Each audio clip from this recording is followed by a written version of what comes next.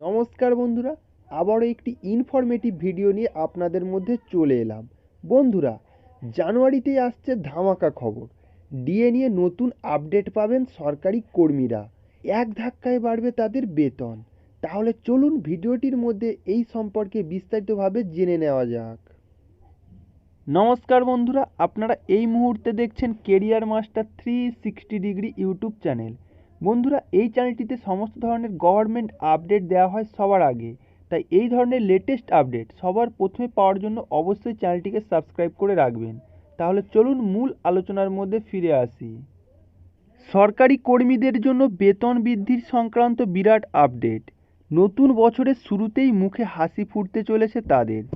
এই প্রতিবেদন আপনাদের জন্য যারা এতদিন ধরে ডিএ ও বেতন বৃদ্ধির জন্য অপেক্ষা করছিলেন। আগামী বছরের শুরুতে তথা জানুয়ারি মাসে যে নতুন আপডেট সামনে আসবে তা নিঃসন্দেহে প্রত্যেক সরকারি কর্মীর মুখে হাসি ফোটাবেই। তাহলে আর দেরি না করে চটপট নতুন আপডেট জেনে নেওয়া যাক। সরকারি কর্মীদের জন্য মাঝে মধ্যেই ডিএ ও বেতন বৃদ্ধির খবর সামনে আসে বিভিন্ন সম্ভাবনার খবরও। সরকারি কর্মীদের মহার্ঘ ভাতা তথা ডিএ নিয়ে আগামী বছরের শুরুতেই আসবে বড়সড় আপডেট। বলা ভালো, এতদিন আপডেট পেতে অপেক্ষা করতে হয়েছিল সরকারি কর্মীদের। কিছুদিন আগেই কেন্দ্রীয় সরকার সকল সরকারি কর্মীদের ডিএ বৃদ্ধি করেছে। এতদিন ধরে কেন্দ্রীয় সরকারি কর্মীরা 50% হারে ডিএ পাচ্ছিলেন। তবে বর্তমানে 3% ডিএ বৃদ্ধি হতে বর্তমানে 53% হারে মহার্ঘ ভাতা পাচ্ছেন তারা। তবে এরই মধ্যে আরও একটি সম্ভাবনা সামনে আসছে।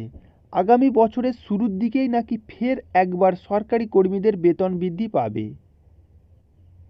দেশে অষ্টম বেতন কমিশন কবে গঠিত হবে সেই সম্পর্কিত একটি ধারণা চলতি নভেম্বর মাসেই পাওয়া যাবে বলে মনে করেছিলেন অনেকে। তবে আপাতত জানা যাচ্ছে যে অষ্টম বেতন কমিশন গঠন সংক্রান্ত কেন্দ্রীয় সরকারি কর্মীদের আশা এত শীঘ্রই পূরণ হবে না। বর্তমানে সর্বভারতীয় সংবাদ মাধ্যম সূত্রে খবর, নভেম্বরে সম্ভবত এই বিষয়ে কোনো আভাস মিলবে না। তবে আগামী মাসে বেতন কমিশন গঠন সংক্রান্ত বিষয়ে কিছু জানা যেতে পারে।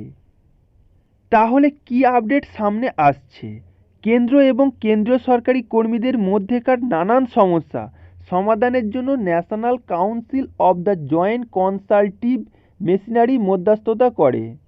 এক প্রতিবেদনে দাবি করা হয়েছে যে চলতি মাসে তাদের বৈঠক হওয়ার কথা ছিল। তবে সংগঠনের দুই নেতা জানিয়েছেন কেন্দ্রের কর্মীবর্গ দপ্তরের সচিব বদল হয় আপাতত পরিকল্পনায় খানিক বদল হয়েছে।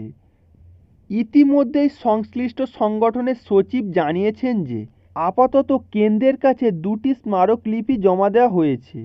এই প্রসঙ্গে শিবগোপাল মিশ্র বলেন, বৈঠকে অষ্টম বেতন কমিশনের বিষয়টি নিয়ে অবশ্যই কথা হবে। আর সেখান থেকেই জানা যাবে দেশে নয়া বেতন কমিশন কার্যকর হবে কিনা আর কবে কার্যকর হবে সেই বিষয়ে। অষ্টম বেতন কমিশন কার্যকর হলে সরকারি কর্মীদের বেতন অবশ্যই বাড়বে।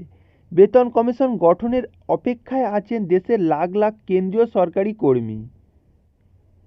প্রসঙ্গত উল্লেখ্য, মোদী সরকার কেন্দ্রীয় সরকারি কর্মীদের ডিএ বৃদ্ধি করলেও পশ্চিমবঙ্গের সকল সরকারি কর্মীরা এখনও অপেক্ষায় আছেন ডিএ মামলার শুনানির জন্য।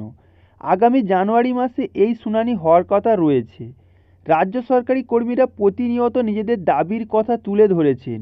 কেন্দ্রীয় সরকারি কর্মীদের সঙ্গে বাড়ছে তাদের ডিএর ব্যবধান। আগামী বছরে তারা সুফল পাবেন এই আশায় আছেন পশ্চিমবঙ্গের সরকারি কর্মীরা।